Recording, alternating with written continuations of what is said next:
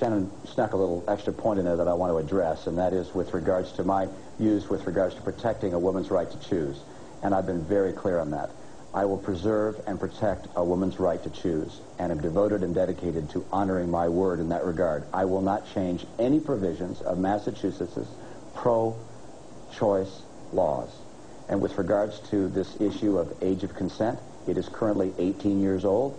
If one wants to have an abortion younger than that, one must have the permission of one parent, and if a parent doesn't go along, one can go to a judge or justice to get that permission. And so far in Massachusetts history, when a young woman has gone to a judge, not one single time has there been a denial of that permission.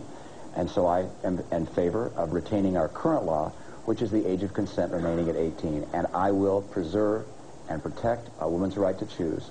And I do take exception to Shannon characterizing my view as being any different than hers in this regard. The Boston Globe recently reported there's not a paper's worth of difference between our two positions in this regard, and you've hit the one place, and that's with regards to 18-year-old or 16-year-old age of consent. The law in Massachusetts at one time called for a 24-hour waiting period for counseling before a woman had an abortion. The Supreme Court has upheld the Pennsylvania law, which allows just that. Could you envision, as governor of Massachusetts, allowing a 24-hour waiting period for counseling before an abortion? No, I want the voters to know exactly where I'm going to stand as governor, and that is I am not going to change our pro-choice laws in Massachusetts in any way. I will preserve them, I will protect them, I will enforce them, and therefore I'm not going to make any changes which would make it more difficult for a woman to make that choice herself.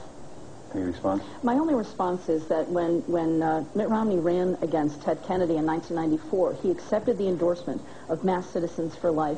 When he went to Utah and was thinking about running for governor of the state of Utah, he made a point of writing a letter to the editor, to the Utah paper up there, specifically stating he was not pro-choice.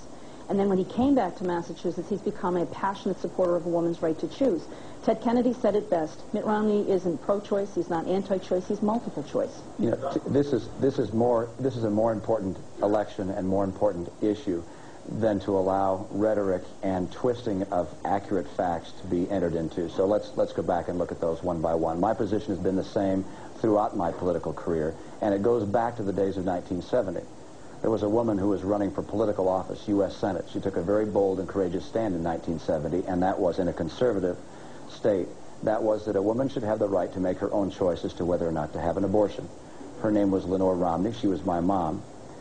Even though she lost, she established a record of courage in that regard. She had very strong personal beliefs about what decision she would make for herself and for her family if offered to make that choice.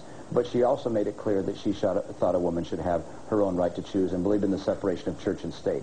I have held that view consistently. The suggestion about my comments in Utah are complete. Now, let me complete it, and then you can ask me, all right?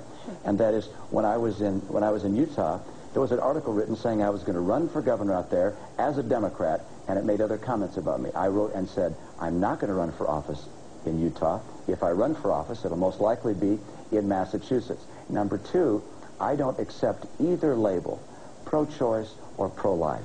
Instead, I make it clear that I will preserve and protect a woman's right to choose. I will not use a single hyphenated word. The record does not. The letter does not say. The letter does not say pro-life. It just said pro-choice. I don't use any. I refuse to have the label to refer to my position. So instead, I do indicate what my view is fully. Why did you accept the endorsement? No, there are a lot of people that Mass endorse Citizens me. for Life.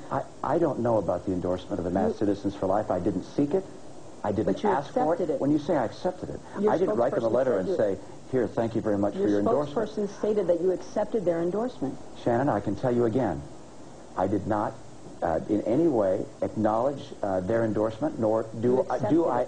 When you say I accept it, in what way did I accept it, Shannon? Ask your campaign spokesperson. I don't have a campaign spokesman here tonight. I'm here right now, and I can tell you, I do not take the position of a pro-life candidate. I'm in favor of preserving and protecting a woman's right to choose. And your effort to continue to try and create fear and deception here is unbecoming. It's an issue that's important. I've established my view very clearly. And Shannon, you were a pro-life candidate when you came into the House. Isn't that right? And I have a strong pro-choice record that I can run on. And I think you have to stand on your record, and I think you have to stand on the statements that you've made. And I think you've been running away from those statements. I've been standing on my record throughout my career. You don't have a record. It's one of waffling.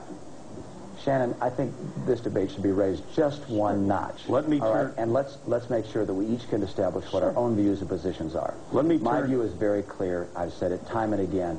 Stop trying to scare people. When I'm governor, and I'm convinced I will be, I will preserve and protect a woman's right to choose, and all the confusion you try and throw on this issue is doing nothing to help people. Okay.